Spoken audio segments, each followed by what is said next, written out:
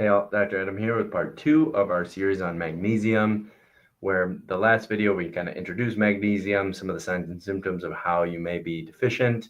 Today we're going to talk more about how to get more magnesium into your body, specifically into the cells. Now, different types of magnesium. There are roughly, if you type this into Google, it'll show between 7 and 9 different types of magnesium that you can supplement with. So let's kind of break down some of the types, because with any supplement or anything really, it's not always about what's on the label, but what your body can actually break down, absorb, and utilize.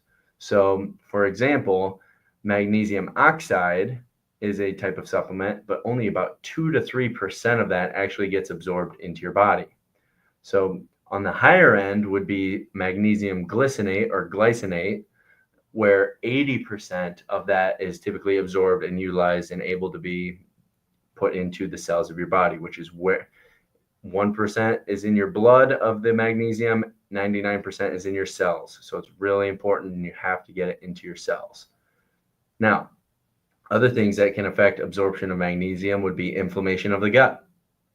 So if you have irritation to the gut lining, your body's not going to be able to absorb all of it or a higher percentage of it.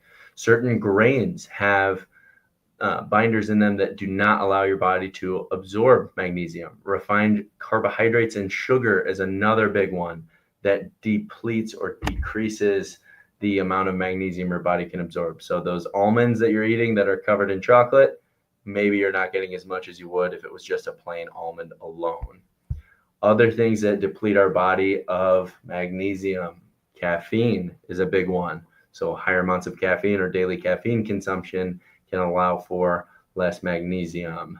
Alcohol is another one. Certain and many types of medication actually rob our body of magnesium. So when we go into the types of magnesium, also too much magnesium can cause a laxative effect.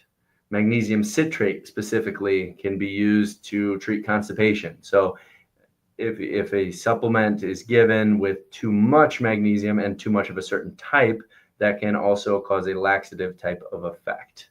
And again, we talked about magnesium glycinate or glycinate seems to be the best. About 80% of it's absorbed, and that will really help to relax muscles and help with sleep.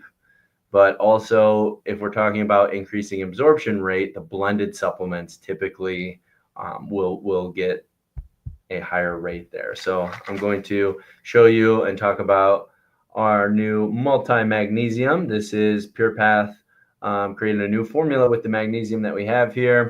So if we look at, reading the label, how much is on there, the recommended amount of magnesium to get per day is 400 milligrams. It has 350 of it. So you get 83% of it with 4 capsules of the magnesium per day.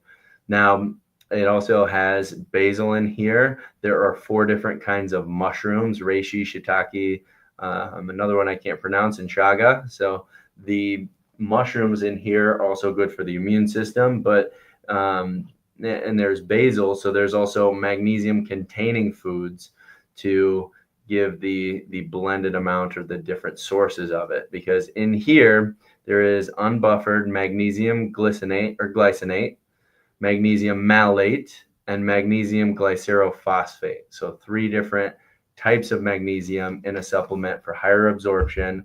Whole foods in there as well. The mushrooms are great for immune system, memory, focus, cognition, great for your nervous system. So if you know that you don't get enough magnesium containing foods per day, or you're suffering from any of the signs and symptoms that we talked about in the first video, highly suggest the magnesium, the multi-magnesium through Pure Path. It is just a really, really high quality, because there are a lot of magnesium supplements out there that are of lower quality and it's not as good for you. So always helping you to stay happy, healthy, and strong.